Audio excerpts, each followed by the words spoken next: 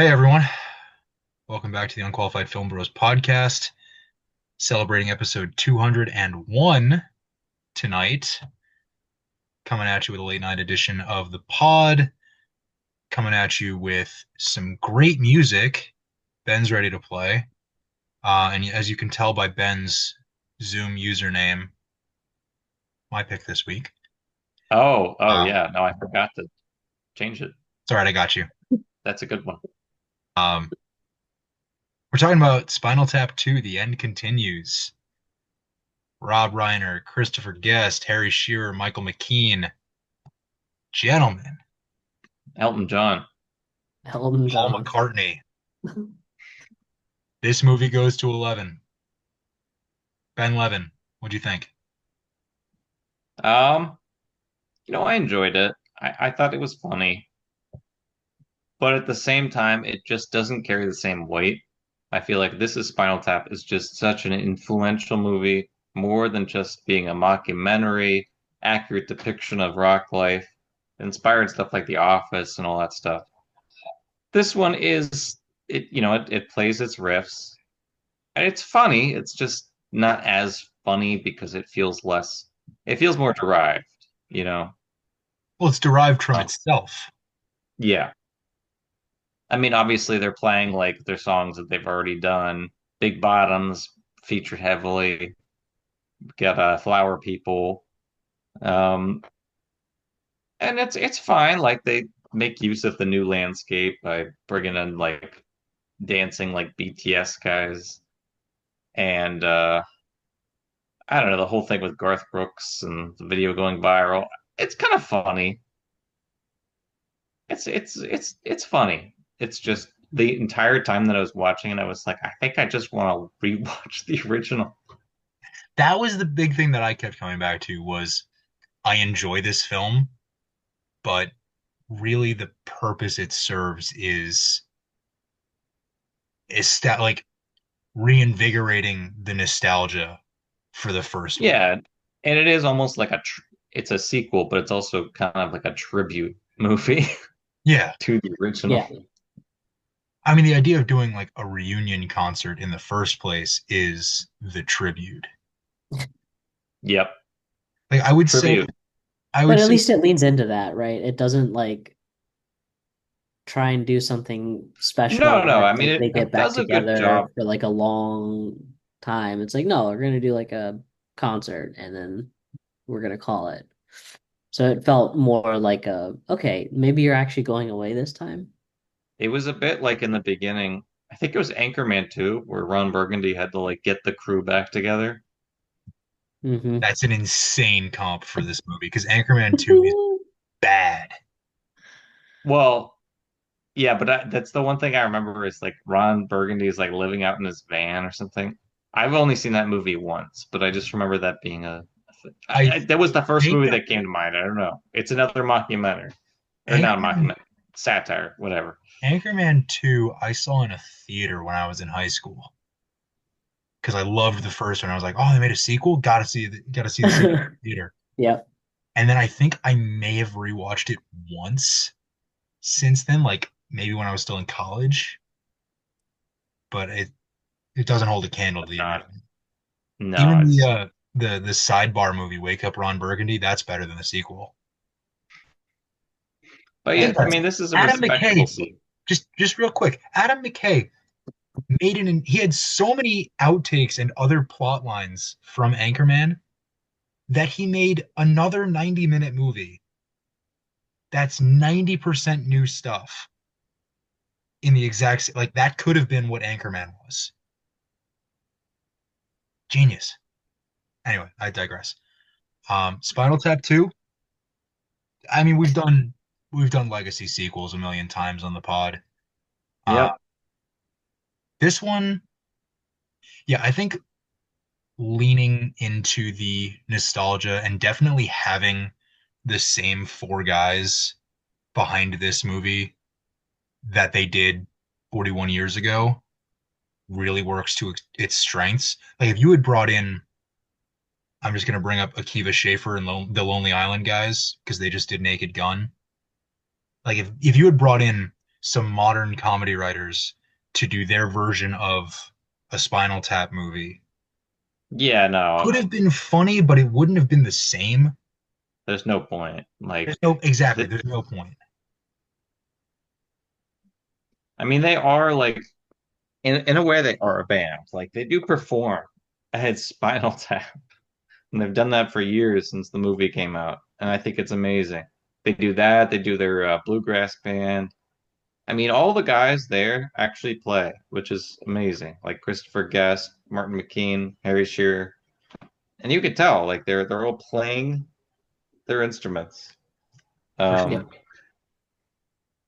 but yeah, I mean, honestly, the sequels for me were all the live events. They still do them, and you can look them up. Like honestly, probably I enjoyed the movie, but I think I enjoy their interviews that they were doing more. They're just such naturally funny guys, Yeah. and there's something about this sequel that just it leans into it, but it feels too almost directed, I guess. I don't know. I mean, the production value of this one is certainly a lot higher than the original. Yeah, it feels inauthentic in some way. I don't know if it's Is just production or what. is Mm. part of that the expanded role for Rob Reiner in this one? Because I don't know if I don't think it it's might be it that. might have been a while since I've seen the original, but I don't remember Martin DeBurgi having that big of a role in the original. I don't think he No, no, did, his most but famous contribution is asking a question saying, "Why don't you just make it go to 10 Because this one and make goes that to laugh?" 11, goes to Ben Levin. Um, I don't know, maybe it's just that I've seen the original so many times and like seeing it now just it feels weird in a way. I enjoyed it. I can't say anything bad. It's just like the entire time I just kept thinking about the original, which it that's the does a point of good job of reminding us of. a nostalgia based movie. Like the goal of this movie was to remind you how much you enjoyed the first one. It wasn't trying to break new ground. It wasn't trying to be anything spectacular. It wasn't even really trying to be a new mockumentary film. It was, No, we got the it's band no back fault to together. its own. I mean, it's a sequel. Like it's no fault of its own that yeah. it can't be as revolutionary. But the entire time, I just kept thinking about that. But I mean, given the legacy sequels we've done No, and it's so much better than so have been many. done like recently, I would say that because there isn't all that much that is a downside or a negative to it, that it's quite enjoyable, right? Like Yeah, and it's again, not like that's not. I'm not they saying that I have didn't huge enjoy it, flaws. Yeah. but this is Spinal Tap is like one of the greatest comedy movies of all time. So it's just holding a. It's just reminding me of a movie that is obviously going to be better because of the time, Right. the that it came out and all this stuff. But yeah, it is. It's a funny movie. I enjoyed it. Yeah. But yeah, I think with this movie, like, again, like having the same guys come back after all these years. I mean, obviously they've played together, and that was, like you said, Ben, a version of a sequel to the movie was just them actually real life playing together and doing hmm interviews and shit as the band. But something interesting that I heard from Rob Reiner during the junket for this movie, or maybe it was at the premiere, was that Christopher Guest, Michael McKean, and Harry Shearer had not in real life played together in like 15 years. And they were, yeah, they are obviously still in touch. They were all still getting along professionally, personally, whatever. Um, but they were always getting, and Rob Reiner too. They're always getting questions. Hey, are you guys doing a sequel? Hey, what do you think about doing a sequel to Spinal Tap? And what Rob Reiner talked about in this interview, I think it was at the premiere, was like, well, we didn't really have an idea for it. And then we thought more about the idea that these guys, the actors, hadn't played together in so long. So what if we did a sequel where the characters hadn't played together in so long and we were bringing them back together for one last performance, one last show? And that's sort of how the idea for this movie came about, which seems like a very organic idea for like an aging rock star story is one last performance. Um, but the way that it's sort of, and I'll celebrate here the cast chemistry, obviously their performances together, and the writing quality and Rob Reiner's direction, um, is that it flows so well out of the original that yes, it's been 40 years, but we are essentially picking up where we left off in terms of the dynamic. And it But feels very yeah, organic for where these characters would be. And that sets up a strong premise. Obviously, Rob Reiner does his whole like expositional monologue, but refers I to it as his exposition, which I guess makes it okay. And then it just, you know, all the setup that this movie has, to me at least, that's what makes it work. Yeah. It's got funny guys that are doing something that they intimately understand. So yeah, I mean, it's nice. not like It's they've nice that worked it together. translates for sure. Yeah, they yeah. I mean, you wouldn't expect anything to change. Just that much makes sense. I mean, it's yeah, it's a sequel to an improv mockumentary sort of thing. How much of this do you think was improvised compared with the first one? I mean, I don't think a lot of like some of their stuff is improvised. I don't know. I don't know. Max, what do you think? What vibe did you get? I don't know. I mean, it is hard to tell. Just, but I mean, you'd imagine there's some stuff in there, but it's still like a scripted movie. This So one I don't. felt, at least to me, a lot more scripted than the original. And I think having the original be the basis upon which these characters are being presented kind of shoehorned them a little bit in how they were going to present them in the sequel because they Well, had again, why I said it felt a little inauthentic. The original one is very much an authentic mockumentary. Or, I mean, it works as a mockumentary. It started mockumentaries essentially, and right. it feels authentic. It feels like a documentary. This one feels a little bit too much like a movie. There's definitely more plot to this one, I think, than the first film. I think setting Yeah, them up. also having a direction, like an end direction, I just didn't like as much. I like the randomness of the original. Yeah, Yeah, I mean, maybe this one was kind of like a filmed version of like the farewell tour, like that kind of a document. So it will feel Essentially, yeah. more directed because they're gonna have to like throw in all the fun stuff, things like that. But yeah, definitely more of a movie. But again, I thought it was funny. It's just that I don't know what else to say. do you think having it also be a mockumentary, even though, like we've said, it's more directional than the first film, having it set up also as a mockumentary works to its benefit or takes away from it? I don't Yeah, I see don't how know you how could. else you would do it. Yeah, Yeah. Yeah, you got to do it the same way. That's what made it legendary. So why would you stray away from that? Even if you do it worse I or mean, I not don't. as well, it's like you have the formula. You're not gonna you're not gonna throw it away. Yeah, I don't think you can do a sequel in another style. Like, there's Yeah. Yeah. just Agreed. Um, so what we have with a legacy sequel like this is obviously, like we've talked about for the last 15 minutes, like a real pull on the nostalgia, a real pull on the memories of the first one, what we love about the first one. I feel like we've kind of exhausted what we can talk about for the sequel, so let's talk about the original a little bit. What do we love so much about this is Spinal Tap? What makes it one of the, like Ben, you said, what makes it one of the greatest comedies of all time?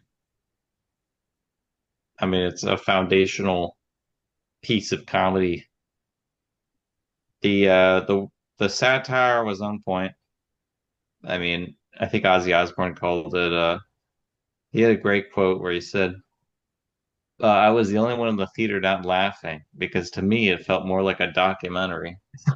And all the stuff that they made fun of is stuff that really does happen. And so it was funny, but it was also legitimate. It was a perfect mockumentary because of that. Yeah, And also the it guys didn't, played their actually instruments. They wrote all these songs for the damn movie. I mean, it was an impressive feat what they did. And again, you wouldn't have stuff like The Office without this movie. yeah, the legacy of that film is just incomparable. Because again, And like the The Office, jokes are top quality. true. But like The Office, Parks and Rec, Modern Family, like so much of that type of comedy, and yeah, the type of comedy, the genre of comedy is different, obviously in the 2000s and 2010s compared with the 1980s, and workplace or family dynamic versus um, rock band. But still, the cinematic style of the film, the mockumentary presentation, carries throughout. Like that, it's a genius way of making a movie. What it's Again, what I think really makes it is it's not just the style, but also the characters in it. Like Michael McKean and Christopher Guest really sell it that they feel like rock stars, like authentic dumb rock stars. I mean, you can see documentaries of rock bands, and some of these guys are drunk, high, like out of their damn minds. Um, and they accurately portray some of these people. It's just really funny to watch. I mean, they exaggerate a little bit, but not very much. So these people are insane. Yeah, it's not a dramatization. It's not. I mean, it is satire, but like, Yeah, and also the recurring like drum um death motif that they make fun Yeah. of in sequels. But that really did happen. Like everybody just kept dying in all these rock bands. You had like Keith Moon, John Bonham, like everyone died. It was insane. Um, and drummers just also, if they didn't die, they left the band. They were always leaving. It's they were such a perfect interchangeable. satire. It is accurate. It is probably the most accurate rock documentary there is. That's why it's so legendary. Um, and the jokes are perfect. I mean, the comedic timing on everything, especially like the the pause or whatever that Christopher Guest does, where he's like, "Why don't you just make 10 louder?" And he's just like chewing gum and he's looking out. These go to 11. I mean, he's perfect. I mean, I feel like with these guys and with some of the other writer actors that we see in comedy and in mockumentaries, certainly today, um, what we get from the delivery of the actors when they are also the ones who wrote it is they know exactly how to present their own material to get the best possible reaction. They know what'll make it work from the writing stage all the way through the performance. And that Yeah, and gives again, the like audience something so much more authentic and so much better to take in as a viewer. the It's funnier authenticity. for us because it's funnier for them. Yeah, the authenticity goes a long way. I mean, I praised like Timothy Chalamet and all those guys and Bob Dylan biopic for actually playing music. Not only did these guys in a comedy biopic, or not biopic, mockumentary, not only did they play the music, they fucking wrote all the damn music. And that is impressive. Impressive. They did it for another movie too. I'm blinking on the name, but they have a bluegrass. Um, movie like that. I highly recommend that one. I highly recommend the dog show one, Best in Show. Best in Show is a great movie. Christopher Guest and Martin McKean are fantastic. I mean, Rob Reiner is attached, but really it's those two that built this entire like format of mockumentaries. Can we talk for a minute? I'm pulling it up right now. Can we talk for a minute about the run that Rob Reiner went on to start his directorial career? Oh, relax. Yes, he's a very good director. I've His first feature was This Is Spinal Tap. Then he did The Sure Thing in 85, Stand By Me 86, Princess Bride 87, When Harry Met Sally 89. Yeah. And a few Bangers. That's insane. That's insane. Like, I know we're going to talk about Paul Thomas Anderson in a couple weeks when we do One Battle After Another, but like when you talk about all-time directorial runs, No, I mean he's great. career Yes.